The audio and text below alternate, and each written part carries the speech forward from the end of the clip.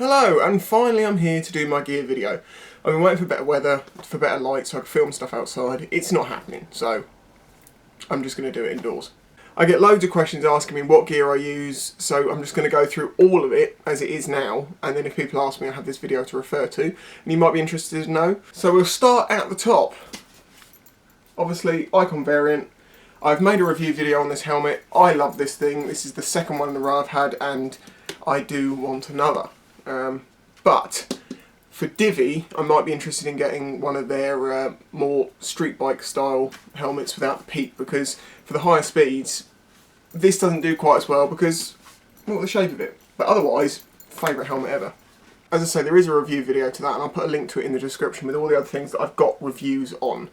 So the next thing down would be my jacket. So this is it. Yeah, you can't see it very well. So here is me in the jacket and the actual leather trousers that match it. It's made by Frank Thomas, which is available through J&S. I think both cost me about £380, something like that. I can't remember. I think the trousers was £170, the jacket was £160. It is more of a budget brand, but it's nicely made. Admittedly, there has been a couple of bit of stitching that has come undone on it, but I've sent it back to J&S, and within a week it's come back fixed, and that's under warranty, so that's free. Though ironically, this morning, for the first time ever, the front zip, when I zipped it up, didn't actually pair properly. You know, when it zips up and it's not done up. And that's always a sign that the zips are starting to go, and it's something that always concerns me with zips in bike gear. I hate them. I absolutely loathe zips in bike gear because they are just going to fail, eventually. It's budget, but it's good enough. It's got decent armour in it, removable liner. It's a reasonable jacket for a reasonable price. It's not the best and it's not the worst. Not a lot to add, apart from really good knee armour placement. It's perfectly placed, it doesn't move, always comfortable. That's a massive plus for me. Obviously the Deadpool Patches. You can't buy these like this. You can buy the embroidered emblem, and then I had to put Velcro on the back of them by putting self-adhesive on and melting them together and whatever, but a little cool little notes to put on. But yeah, other than that, basic leather trousers. The arse does go a bit saggy on them, but I think that happens with a lot of leathers, to be honest with you. Just part of having to fit on a bike, and when you stand up and when you lean over, it has to stretch for that, so it has to give somewhere.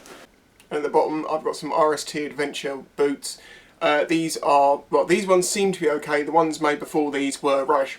Basically, I had a pair of these, the Adventure 2s, the newer ones, and what went wrong with them? The liner on the inside here completely broke apart, but the stitching stayed together, so the material gave way. Also, within 2 weeks, they leaked, and they were supposed to be 100% waterproof. Wasn't impressed. So once the inside got so bad I could barely get my foot in and out, I took them back to J&S. I'd only had them 6 months. They said they couldn't do anything about it without being sent back to RST for RST to approve that they were, you know, replaceable under warranty. And I said to them, well, that's a bit of a problem because then I'm not going to have any boots for 4 weeks or however long it's going to take you to get those backwards and forwards. And they said, well, sorry, that's just the way it is. So I contacted RST and spoke to them about it and explained how, you know, most people only have one set of bike boots, so to have to send them back for you to look at them to say, yes, that is something that will be covered under warranty, even though in my example with pictures it was provable, it was the material that had come apart, not the stitching, and that it was leaking, so, you know, instantly there. They were a good warranty claim, but I ended up having to argue my case until they would literally let me go down there and the shop would look at them. So fair enough to RST, stroke J&S, they did replace them, but it took that argument and 2 trips, and it was just annoying when they were only 6 months old. And I've made the suggestion to RST that maybe a little bit more common sense should be used. I understand the problem with allowing people to just return stuff, but if the people in the shops, if you don't trust them to make some judgment calls for you, people are just not going to buy your gear. And it's not getting a good rep anyway. So what I did was I got the previous years, when I bought the ones I bought these. Now, these were $99.99, and the ones, this year's ones, or last year's ones, because these are like 3 years old, I think, were $99.99. And I worked on the basis which is, every single year, when you have a fixed price mark, it seems RST has these boots at £100, that's their fixed price mark. If you fix the price mark, it means the following year, either the price goes up, or the quality goes down. Because things get more expensive. You can't, it's just going to always work out that way. And I actually think that these Adventure 1s, I think they are better made than the Adventure 2s. They don't look as good, but I actually think these are probably better made. Very comfortable. This upper buckle doesn't work really, just that bit isn't got enough clickiness to it to hold it together. The bottom one works fine. There's Velcro, that works fine. Again, look, note, no zips. I will not have a pair of boots with zips anymore. End of. Never doing it again. Too much trouble I've had with boots with zips. So that's the general head to toe. Oh, apart from in winter, I would add this, which is the Alpine-Star Tech Neck. I've talked about this before now. Basically, it's just got the little face part here. Your face goes in there, and there's just a tube. But it's very windproof, and it's very, very warm, and it's not too bulky, and it's great. So, top marks on that. That's only 15 quid, I think. So the next thing would be if I'm not wearing leathers, because, you know, I'm going somewhere to eat lunch with someone or something, you know, you want to look like you're relatively not in 100% bike gear. Kevlar jeans. And the Kevlar jeans I would say go for are rock. Much cheaper than a lot of other Kevlar jeans. Outperform other Kevlar jeans in some tests. Jake used to do work with Rock. I've sort of done work with them over the years.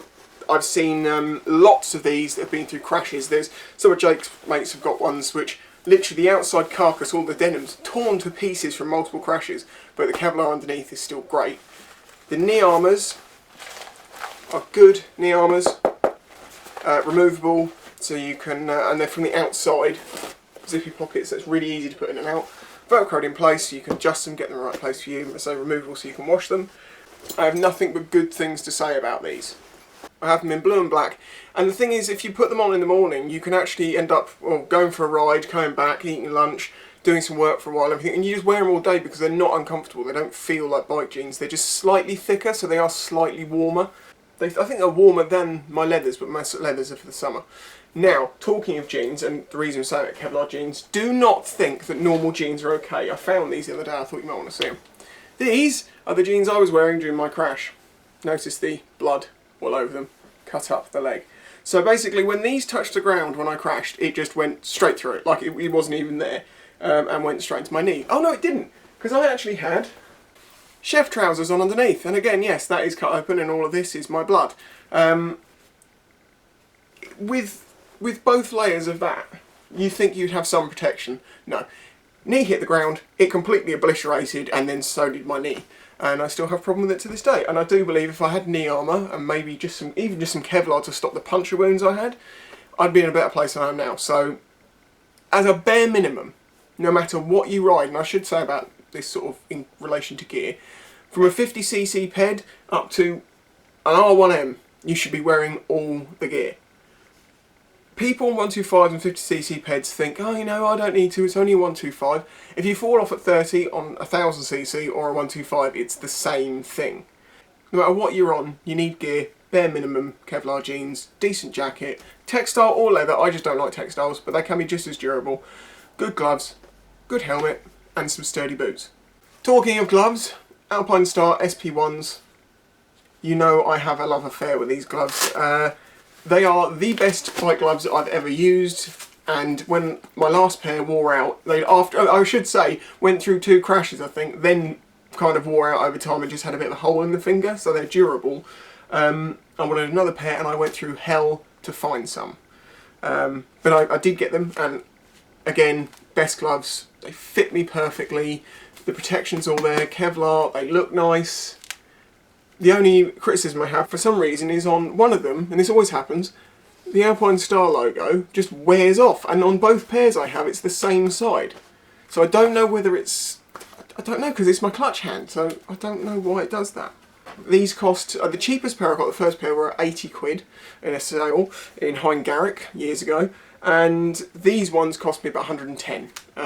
But when these break, I will be replacing them with another pair of Alpine-Star SP1s, because if I could afford to buy 10 pairs so I was covered for the rest of my life, I would. 10 pairs probably not enough. However, they are summer gloves and they're not warm enough for the winter, so on the really cold days, I crack out these, which I bought these when I bought Betty. They cost me 20 quid, so that's about, what, nearly 10 years ago, something like that. I didn't use them for the first 5 or 6 because I hated them, and then suddenly I realised, oh my god, they're winter gloves. they're going to be so warm. And they are windproof, and they are waterproof, and they are soft, but not too thick. They're made by Buffalo, so they're like 20 quid. No armour to say of.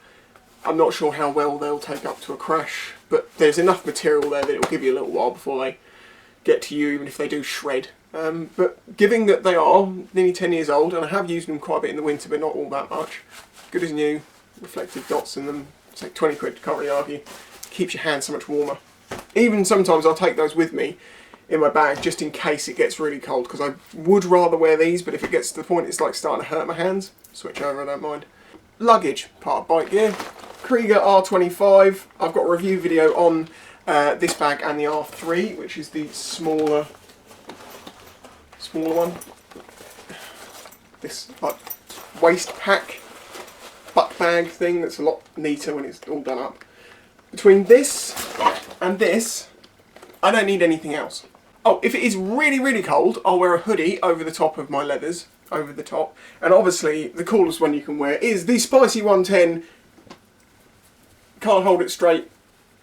Brake disc design, black and red. There's other t-shirts and stuff available. We've also got the Yes It's Legal, find a picture.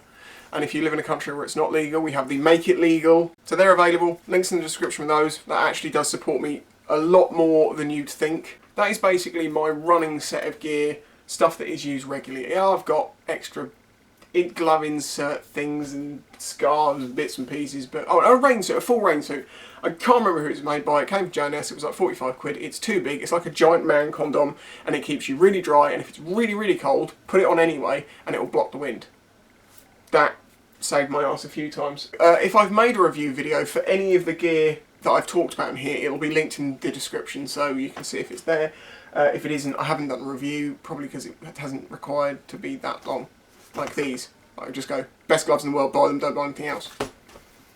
It's all opinion based, obviously, but for my hands and my needs, this is all the gear that does me good, and it's all at a reasonable price, I think. None of it's too extravagantly expensive. It's good gear, so it's worth it. So there you go. It's back. Derek is back. Derek is back. It's been, a long time. 5 weeks, maybe? Maybe slightly longer. Oh, actually, it's more Christmas than this one. But Derek is back. Derek is feeling good. I loved it.